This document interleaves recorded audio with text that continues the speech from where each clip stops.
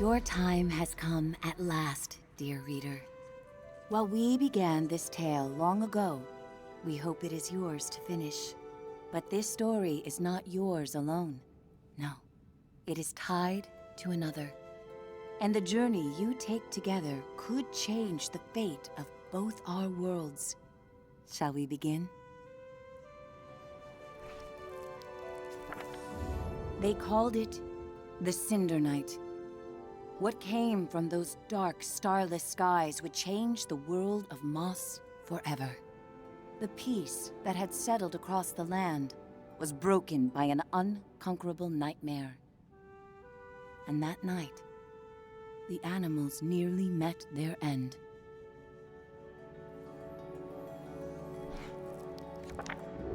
First, they killed the king. A winged creature broke from the shadows and plucked him from his royal bedchamber high atop the tallest tower. Next, the serpent Sarffog and the armies of the Arcane tore up from the underworld. They ravaged the castle in search of that which gave the king power beyond understanding, one of the fabled glass relics.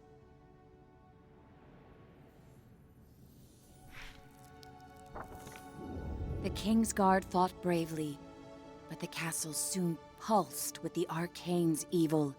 Every room was gutted, every statue, tapestry, and adornment hexed.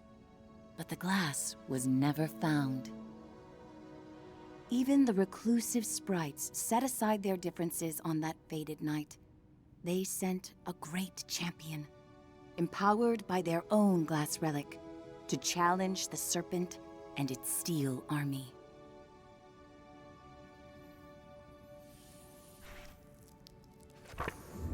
Meanwhile, Sir Angus, commander of the King's Guard, led the survivors west through a temple long abandoned by their ancestors and far away from their newly risen enemies.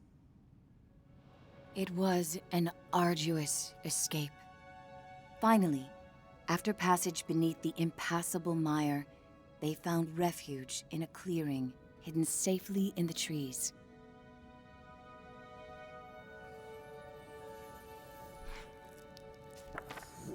Angus charged back to join the sprite champion at the mire's edge. Together, they fought back the Arcane and sealed the temple passage that led to the clearing.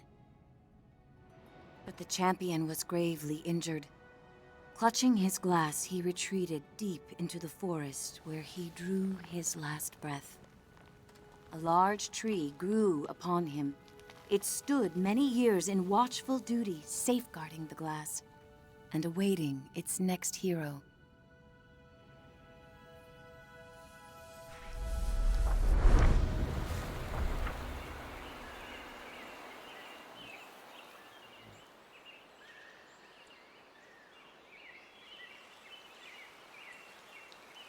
That hero, albeit an unlikely one, did arrive at a time she'd be needed most.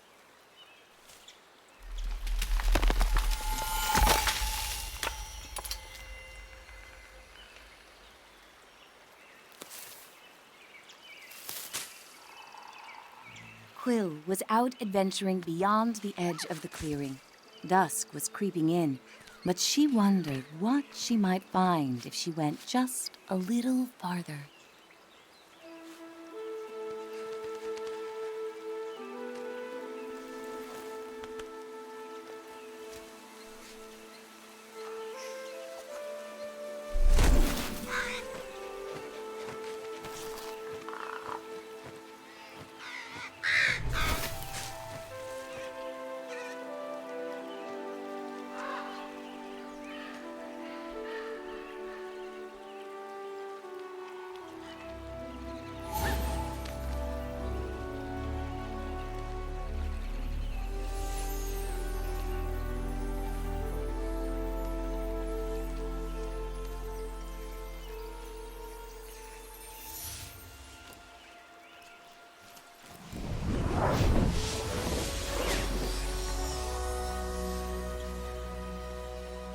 She was not exactly sure what she roused, But she felt no danger from the being silently peering down at her.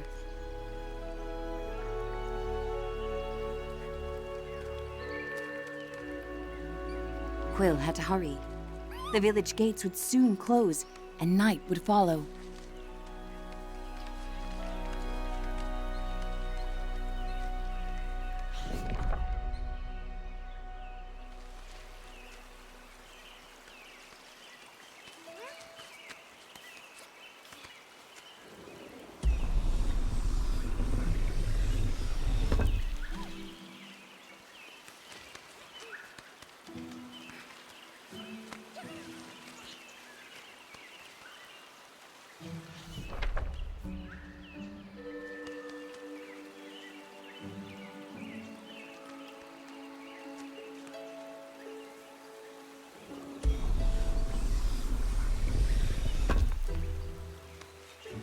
Night, her uncle often warned, was when danger was most present. But Quill preferred the stories of the magical creatures that woke to protect the forest.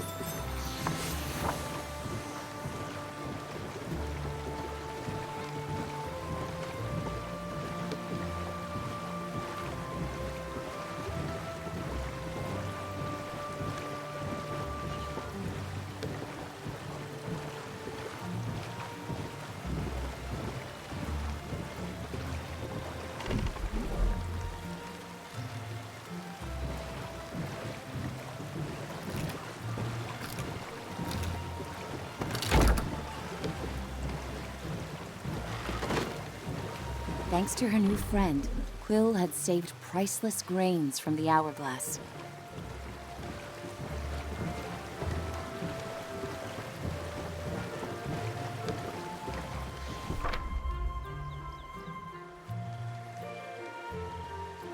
She raced to the door of the cottage she shared with her uncle, hoping once he saw her discovery, he'd lose himself in tales of its legend.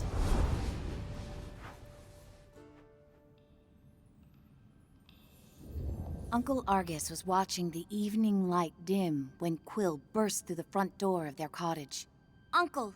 Uncle, there's something you have to see! Out past the bell again, he scolded. Quill, I've told you countless times. I know, Quill replied, crestfallen. I didn't mean to worry you, but I found something strange and magical.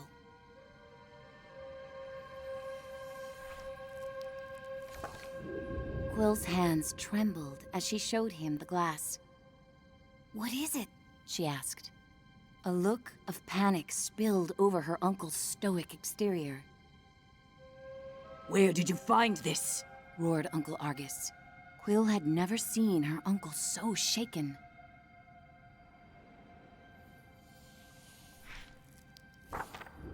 Just west of the clearing, she explained. And as soon as I picked it up, something started helping me. Uncle Argus followed her motion. A reader? With you, here, right now? Quill, what you found is very powerful and very dangerous, he said with great concern. If I could take this burden from you, I would. But this reader has chosen.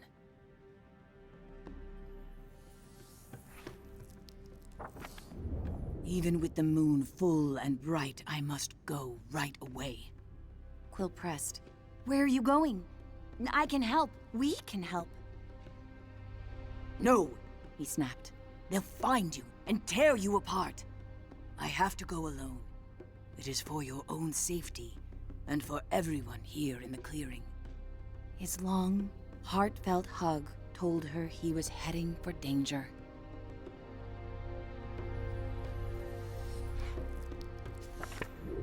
I'll be back before midnight. Until I return, I need your word you will not leave the clearing with that glass. Promise me, Quill. I promise, she said reluctantly, wondering where her uncle was going so deep into the night.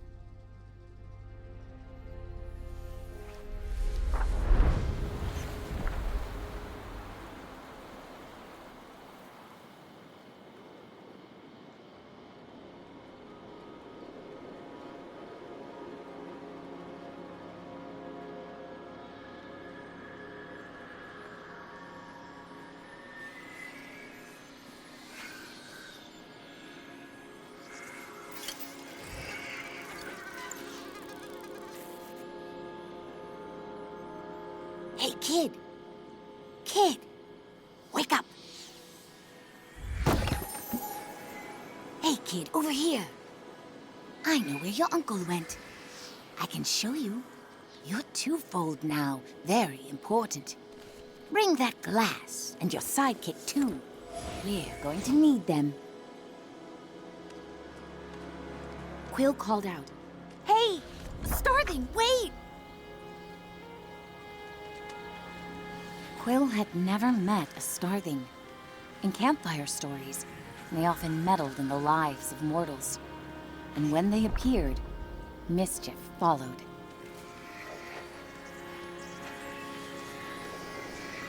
Passage through the eastern gate was strictly forbidden. But despite her promise, Quill knew in her heart that Uncle Argus needed her.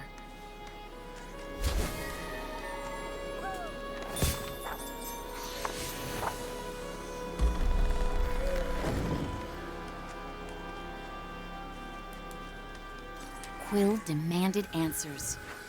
Starthing, you can't just barge in here with your riddles. Where is he? What do you know? The trouble your uncle's heading for is the kind only you and that silent giant up there can get him out of.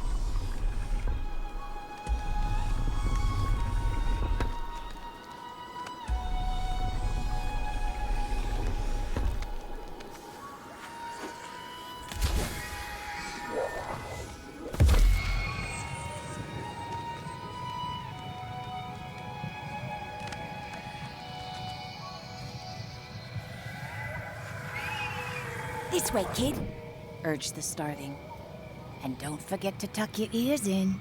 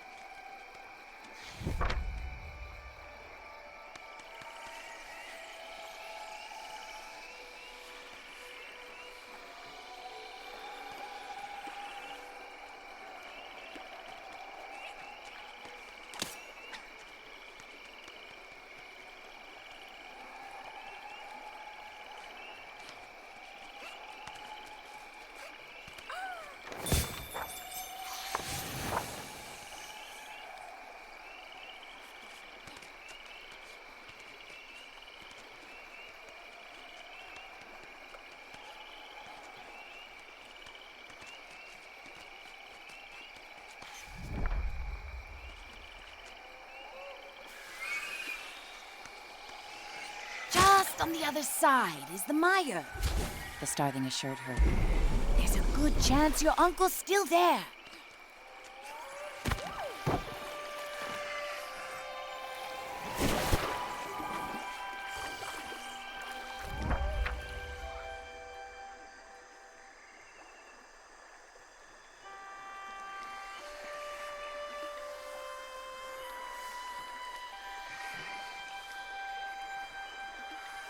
Did you hear that? The starling seemed anxious. I've ruffled enough leaves in these parts. I can't be seen with you. I'll catch up with you later. Just don't go and die on me.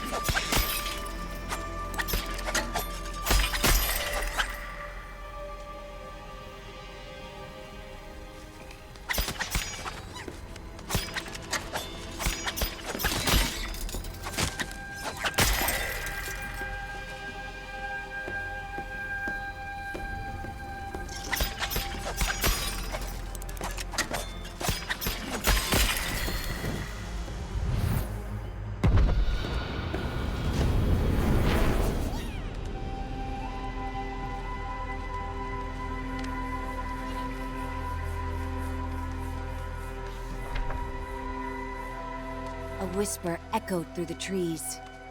Fought like someone who has stolen our champion's power.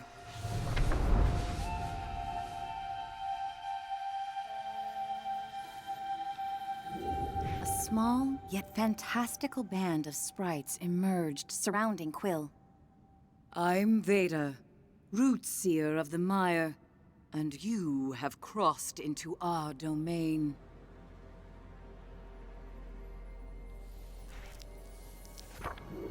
She sized up Quill with a rueful gaze, then turned her attention upward. I sense you there too. I have not felt the presence of such a promising reader in some time. A youthful warrior marched forward. Rootseer, I'm prepared to honor our great champion's legacy. Rodent, give us our glass. Quill stepped closer. Where is my uncle? If you've hurt him... Silence! Veda thundered back. It was Angus who summoned us here, and now I see why. Young one, I'm afraid the trees hum of attack. Your uncle's been taken to the castle of your ancestors. Quill's knees buckled as Veda continued. Angus put himself at great risk calling for us.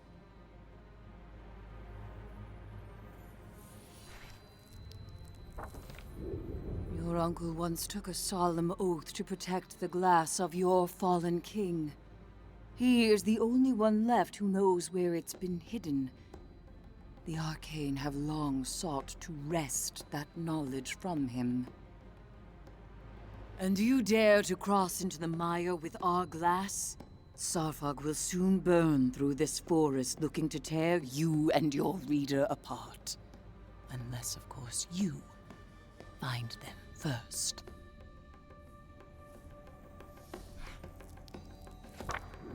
Take these. Weapons made for the mighty champion who died so that your people could live. Quill felt its otherworldly power course through her. Find your uncle twofold, before the serpent and its masters break him. The warrior fumed. Our glass with her? Rootseer! She's minuscule!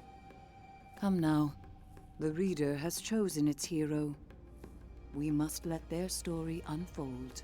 Veda replied with a frost of finality, and vanished into the shadows of the mire.